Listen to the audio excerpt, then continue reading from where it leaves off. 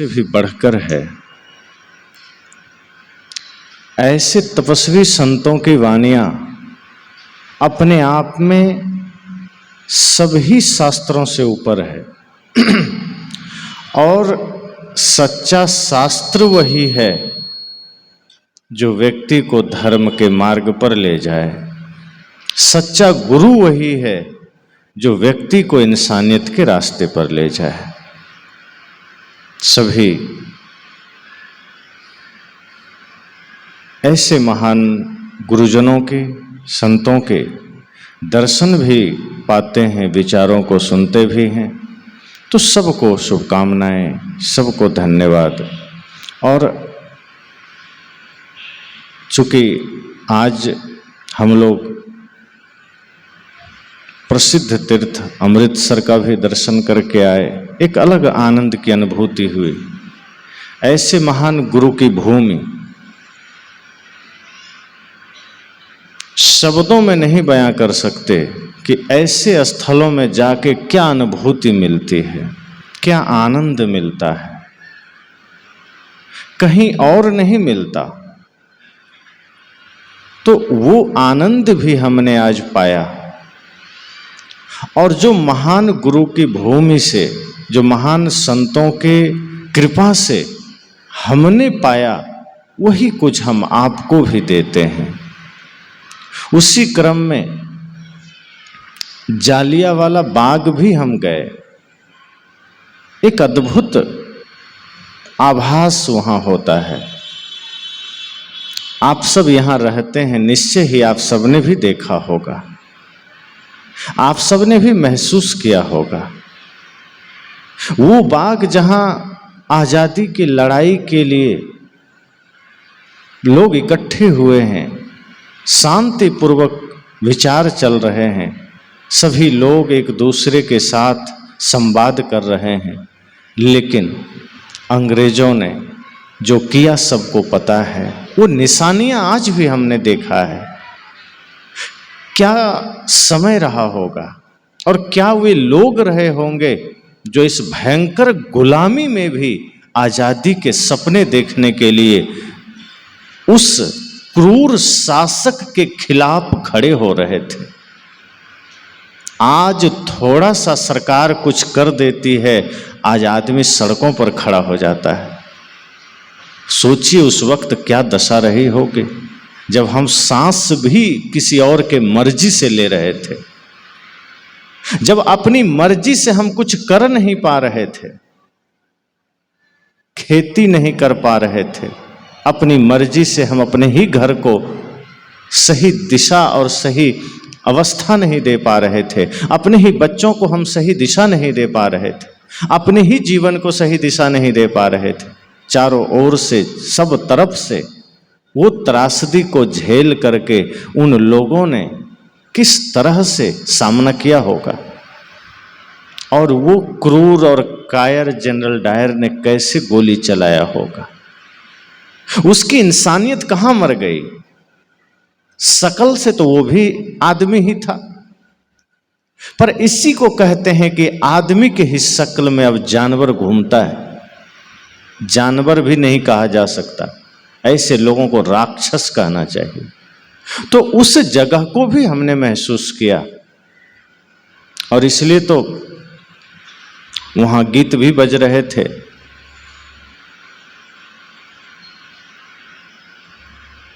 ये मिट्टी है बलिदान की, इस मिट्टी से तिलक करो, ये मिट्टी है बलिदान की।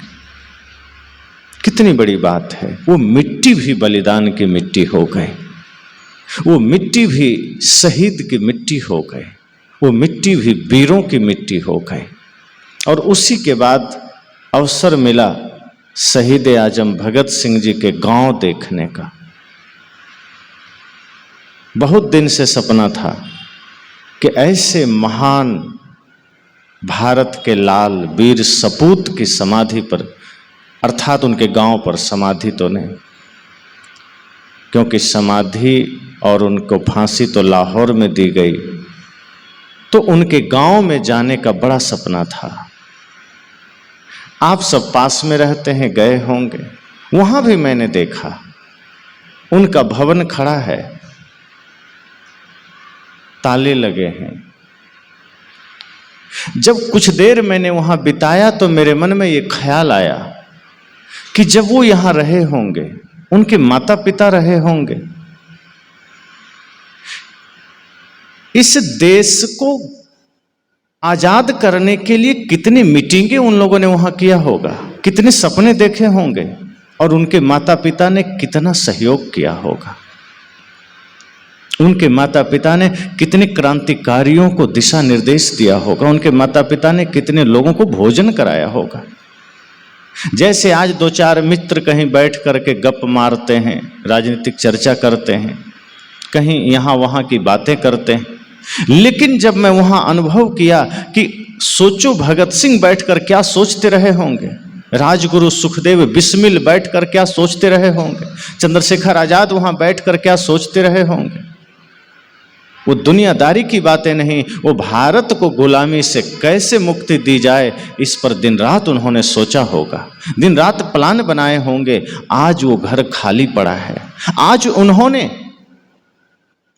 आज उनके उस घर को देख करके ये भाव जगता है, ये भावनाएं जगती है कि वो भारत के वीर सपूत जो चाहते तो वो भी दुनियादारी में रच बच सकते थे, वो चाहते तो वो भी अपना जीवन संसारियों की तरह जी सकते थे, लेकिन उन्होंने राष्ट्र के लिए शहीद होना चुना, उन्होंने राष्ट्र के लिए स्वयं को बलिदान होना चुना, और वो पथ, वो मार्ग चुन करके उन्होंने पूरे भारत को झकझोर दिया, खड़ा कर दिया।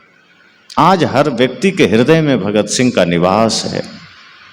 तो ये वीरों की भूमि, गुरुओं की भूमि, संतों की भूमि, तपस्वियों की भूमि है। ये साधारण भूमि नहीं है।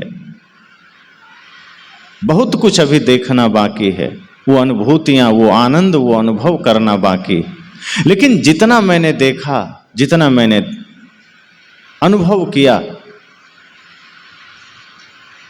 सुनना अलग चीज है, कहीं पढ़ना अलग चीज है, लेकिन आंखों से किसी चीज को अनुभव करना बहुत अलग बात है।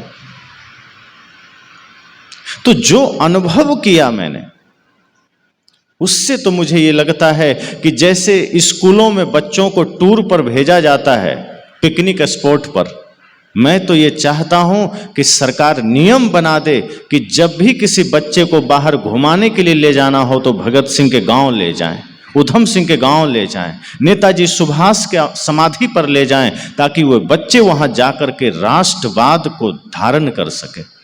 आज हमारे बच्चे राष्ट्रवादी नहीं बन पा रहे हैं। आज हमारे छोटे छोटे बच्चे भी स्वार्थी बनते चले जा रहे हैं। सोचिए, वो 18 वर्ष के अवस्था में खुदीराम बोस ने कैसे ये मार्ग चुना कि हम देश के लिए शहीद हो जाएं। क्या सपना उनका रहा उतने कम उम्र में। इसलिए आज के युवाओं को और आज के बच्चों को ऐसे महापुरुषों के समाधि पर जाना चाहिए, ऐसे महापुरुषों के स्मृति स्थल पर जाना चाहिए, ऐसे महापुरुषों के स्मारकों पर जाना चाहिए, जन्म स्थान पर जाना चाहिए। ऐसे गुरुद्वारे में आना चाहिए, मत्था टेकना चाहिए, गुरु रविदास जी को देखना चाहिए कि किस स्तर से उन्होंने इस समाज को दिशा दी है। बाहर का सूरज तो बाहर दिन बस कर देता है, बाहर का सूरज तो सिर्फ बाहर के अंधेरे को मिटा देता है। ऐसे महानतम संत जो सूरज की भांति है, उन्होंने समाज से न जाने कितने अंधेरे को मिटाया है, उन्होंने समाज के न जाने कितनी कुरीतियों को मिटाया है, उन्होंने न जाने कितने यातनाओं को झेल करके समाज को एक सही दिशा दिया है। जब हमारी पीढ़ियां, हमारे बच्चे ऐसे महापुरुषों के स्मारकों पर, ऐसे महापुरुषों के दर पर आकर के खड़ा होगा, तो पुनः यह भारत जागृत हो सकेगा, पुनः यह भारत सशक्त हो सकेगा। मैंने कल कहा था कि जातियों में बटा हुआ हमारा भारत आज बहुत कमजोर हो गया है। स्वार्थपरता की राजनीति में हमारा भारत बहुत लाचार हो गया है। जिधर देखो स्वार्थ ही स्वार्थ है, अपने से मतलब है, दूसरे के दुख देखकर किसी का हृदय पिघलता नहीं है। बहुत कम लोग होंगे जो दूसरे को दुख को देखकर पिघल जाएं। संतों ने कहा है, पर दुख द्रवहि सो संत सुजाना। जो दूसरे को दुख को देखकर द्रवित हो जाए, वही संत है, वही इंसान है। अगर किसी की पीड़ा देखकर हमें मजा आ रहा है, तो निहायत ही हम इस धरती पर जीने लायक नहीं है। अगर हमारे भीतर हम इंसान का शरीर धारण करने के बाद भी किसी का दुख देखकर हमारा हृदय पिघलता नहीं है, किसी की पीड़ा में हमें आनंद आता है, इसका मतलब हम इंसान कहलाने लायक नहीं। इसलिए मैं कहता हूं कि आज के पीढ़ियों को ऐसे स्थलों पर जरूर आना चाहिए। धर्म से जुड़ें, गुरुओं से जुड़ें, गुरु ग्रंथ से जुड़ें, गुरु संतों के वचनों से जुड़ें, महान वीर सपूतों की गाथाओं को सुने। आज बच्चे छोटे होते हैं तो माता पिता उनको सिखाते हैं, ये तुम्हारे चाचा हैं, ये पापा हैं, ये तुम्हारा खेत है, ये तुम्हारा गाड़ी है, तुम्हें पढ़ना है, पढ़ करके तुम्हें नौकरी करना है। आपने बचपन में उसे सिखाया नहीं कि ये भगत सिंह हैं, देखो इन्हें, आपने सिखाया नहीं ये गुरु नानक देव हैं, ये गुरु गोविंद सिंह जी हैं। और वो महान गुरु गोविंद सिंह जी जिन्होंने खुद तो अपनी कुर्बानी दी, उनके बच्चे भी कुर्बानी दे दी। सोचिए, कई बार जब ये घटना मैं याद करता हूँ आंखों में आंसू आ जाते हैं। 2 बच्चे उनके जो दीवार में चुनवा दिए गए, आप लोग तो ज्यादा जानते हैं। एक कथा आती है कि जब हिरण्यकश्यपु, आपने सबने सुना होगा कि जब प्रहलाद का झगड़ा चल रहा था अपने पिता से, प्रहलाद का नाम सुना है ना, प्रहलाद का झगड़ा चल रहा था पिता से। पिता कौन है? हिरण्यकश्यपु। और मामला क्या था? प्रहलाद नारायण का नाम लेता था, हिरण्यकश्यपु कहता था मैं ही नारायण हूं, तुम मेरा नाम लो। वो कहता था नहीं मैं तो उसी का लूंगा। तो बाप बेटे का झगड़ा था। और मामला क्या हुआ, उसके पिता ने तंग आकर के प्रहलाद को यातनाएं देना शुरू किया, कष्ट देना शुरू किया। हर बार विष्णु बचा लेते थे भगवान। अंत में उसने कहा कि तुम कहते हो तुम्हारा भगवान सब जगह है, तुम कहते हो तुम्हारा भगवान हर खंभ में भी है, खड़ग में भी है, कण कण में है, तो आज मैं तुम्हारा जीवन लीला इसी खंभे से बांध करके समाप्त कर दूंगा। खंभे में बांध दिया प्रहलाद को रस्सी से और कहा कि बताओ क्या तेरा भगवान इस खंभे में भी है? उसने कहा हाँ है। कहा अगर तेरा भगवान सामने नहीं आया तो इसी खंभे के साथ तुम्हें भी मैं खत्म कर दूंगा। और जैसे ही उसने तलवार चलाना चाहा, खंभा फोड़ के भगवान प्रकट हो गए, अब प्रहलाद को बचा लिया। ये घटना जब मैं सुनता हूं तो मुझे कई बार बड़ा आश्चर्य होता है कि एक बाप बेटे का झगड़ा था, भगवान को इतनी फुर्सत मिल गई प्रहलाद के पास आने के लिए। क्या उनको और कोई काम नहीं था? कोई राष्ट्रीय झगड़ा तो नहीं था, कोई वैश्विक झगड़ा नहीं था, एक पिता पुत्र का विवाद था और उसमें विष्णु खड़े हो गए कि हम तुम्हें बचाएंगे। लेकिन दुर्भाग्य इस देश का है, जब गुरु गोविंद सिंह के 2 बच्चे दीवार में चुनवा दिए गए राष्ट्र के लिए, तब भगवान कहां था? तब क्यों नहीं आए बचाने के लिए? जब भगत सिंह को फांसी दी जा रहे थे तब भगवान क्यों नहीं आए बचाने के लिए?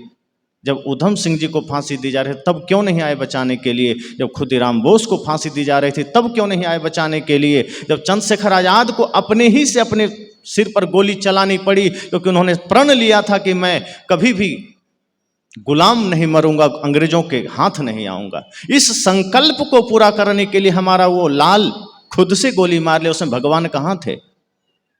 लेकिन हम अपने बच्चों को मंदिर तो ले जाते हैं, भगवान का नाम तो जपाते हैं, लेकिन ऐसे महापुरुषों की जीवनियां नहीं पढ़ाते। अगर आप अपने बच्चे को काबिल बनाना चाहते हैं, अपने बच्चे को राष्ट्रवादी बनाना चाहते हैं और अपने इस भारत भूमि के लिए कुछ बढ़िया योगदान देना चाहते हैं, तो अपने बच्चे को ऐसे शहीदों के स्मारकों पर ले जाइए और उन्हें जीवनियां पढ़ाइए, उन्हें याद कराइए कि आप अपने ही जीवन का स्वामी हैं। आप चाहें तो अपने जीवन को नरक में ले जा सकते हैं और आप चाहें तो अपने से अपने जीवन को स्वर्ग बना सकते हैं। अगर हमने ऐसे महापुरुषों का अनुसरण किया, अगर हमने ऐसे महापुरुषों का एक एक आदर्शों को जीवन में उतारा तो हमारा जीवन दिव्य बन सकता है। लेकिन दुर्भाग्य है, आज मैं युवाओं से पूछता हूँ कई जगह, यहाँ तो अभी संजोग नहीं बना, लेकिन अन्य प्रांतों में जब मैं कभी बच्चों से और युवाओं से पूछता हूँ कि बताओ तुम्हारा आइडल कौन है, तुम्हारा आइकॉन कौन है, तुम्हारा आदर्श कौन है, तुम किसे अपना आइकॉन मानते हो? तो आज के बच्चे किसी क्रिकेटर का नाम लेते हैं, किसी हीरो हीरोइन का नाम लेते हैं। तब मुझे दुख होता है कि जिस देश का असली हीरो भगत सिंह हो, उसके होते हुए कोई ये नाचने गाने वाले का नाम ले तो दुर्भाग्य है देश का। उनके होते हुए अगर कोई किसी और को हीरो मान रहा है तो दुर्भाग्य है इस देश का। आप अपने बच्चों में वो प्रेरणा दीजिए कि आपका असली हीरो कोई फिल्मी अभिनेता नहीं है जो समाज को भटका रहा है। आपका हीरो कोई क्रिकेटर नहीं है जो समाज में सिर्फ खेल करके लोगों को मनोरंजन कर रहा है। आप अपने बच्चों को सिखाइए कि आपका असली हीरो भगत सिंह चंद्रशेखर आजाद हैं, आपका असली हीरो नेताजी सुभाष हैं, आपका असली हीरो उधम सिंह खुदीराम बोस हैं। और बहनों के लिए उनका अपना असली आइडल आइकॉन लक्ष्मीबाई होना चाहिए, संत मीराबाई होना चाहिए। ऐसे दिव्य वीर वीरांगनाओं को अपना आदर्श बनाइए जिन्होंने देश के लिए, समाज के लिए, मानवता के लिए कुछ दिया है, जिन्होंने राष्ट्र को संवारा है, जिन्होंने समाज को संवारा है। हम उन्हें चुन लेते हैं जिनका योगदान समाज को बिगाड़ने में है। हम उन्हें चुनते हैं जिनका योगदान समाज को विध्वंस करने में है। तो मैंने कहा ऐसे महान गुरुओं की भूमि, ऐसे महान संतों की भूमि है। अपने बच्चों को दिव्य संस्कार दीजिए, बचपन से ही उसे सिखाइए, राष्ट्रवाद की भाषा सिखाइए, उसे माता पिता गुरु की भक्ति सिखाइए। ये 4 भक्ति अगर आपने अपने बच्चे को सिखा दिया तो आपको फिर कुछ नहीं करना पड़ेगा। आज अगर बुढ़ापे में आप अगर दुख पा रहे हैं तो इसका कारण इतना ही है कि आपने बचपन में ही अपने बच्चों में 4 भक्ति नहीं बताई। अब 4 भक्ति क्या है? माता के प्रति भक्ति, पिता के प्रति भक्ति, गुरु के प्रति भक्ति और राष्ट्र के प्रति भक्ति। ये 4 भक्ति जिसके भी जीवन में आ गया, समझ लेना वो व्यक्ति कभी भी दुखी नहीं हो सकता है। 4 भक्ति जिसने जीवन में धारण कर लिया, वो समाज कभी दुखी नहीं हो सकता है, वो देश कभी गुलाम नहीं हो सकता है, वो देश कभी कंगाल नहीं हो सकता है। अब सोचिए, जो भारत कभी दुनिया को रास्ता दिखाता था, जो भारत कभी पूरी दुनिया में सर्वोपरि था, आज वो भारत इतना पीछे क्यों खड़ा हुआ? क्योंकि जातिवाद के जहर ने इस देश को निगल लिया है, छुआछूत के जहर ने इस देश को निगल लिया है। इसलिए आज ये भारत पीछे है। और हमारे राजनीतिक पार्टियां भी यही करती है, वो जानती है कि जब तक जनता सो रही है तभी तक हम मौज में हैं। जिस दिन जनता जाग गई, जिस दिन आप जाग गए, वो लोग को जेल में जाना होगा, लेकिन हम सोए हुए हैं। और एक बात, अगर कोई संत आपको जगाने भी आ जाए तो आप में से ही कई लोग कह देते हैं कि संत हैं, आपको ये सब बोलने की क्या जरूरत है, ध्यान की बात करिए। नेता हमको जगा देंगे और नेता आपको जगाएंगे। क्या लगता है नेता लोग आपको जगाने आते हैं? वो आपको सुलाने आते हैं। वो आपको और 2-4 नींद की गोलियां खिला देंगे कि तुम सोए रहो, तभी तो हमारा धन बढ़ेगा स्विस बैंकों में, तभी तो हमारी पैठ बढ़ेगी, तभी तो हम तुम्हें लूट सकेंगे। जिस दिन आप जगेंगे उसका लूट बंद हो जाएगा। इसलिए हमारे संतों ने आपको जगाने का काम किया। हमारे महान संतों ने आपको जगाया कि आप जग जाइए, और इतना ही करिए कि जग जाइए और अपने बच्चे को बढ़िया संस्कार दे दीजिए।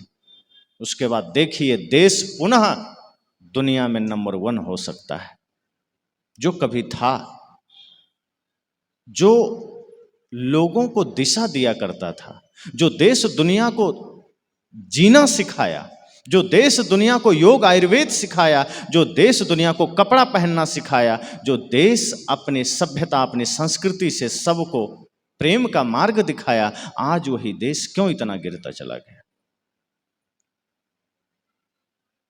इसलिए मैंने कहा कि आज हमने स्वार्थ में पड़ करके, आज हमने लालच में पड़ करके, हमने समाज में कभी भी वो काम नहीं किया जो समाज और राष्ट्र के हित हो सकता है। हमने वही काम किया जो निज हित का काम है, जो अपने लिए बस है। लेकिन अपने लिए जीना कोई बहुत अच्छी बात थोड़े है। अपने लिए तो सभी जिया करते हैं, अपने लिए तो सभी जिया करते हैं। अगर औरों के लिए जिए तो और बात है। यूं तो एक ही पांव पर चला करते हैं लोग, अगर दूसरा भी साथ दे तो और बात है। एक ही पांव पर लोग चल रहे हैं, अगर दोनों पैर काम कर जाए तो कितना बढ़िया है। आज वही तो हम कर रहे हैं, अपने लिए जी रहे हैं, अपने लिए खा रहे हैं, अपने लिए कमा रहे हैं, लेकिन जो चिंतन, जो पल हमारा समाज और राष्ट्र के लिए बीतता है, वही हमारे लिए सर्वोपरि होता है।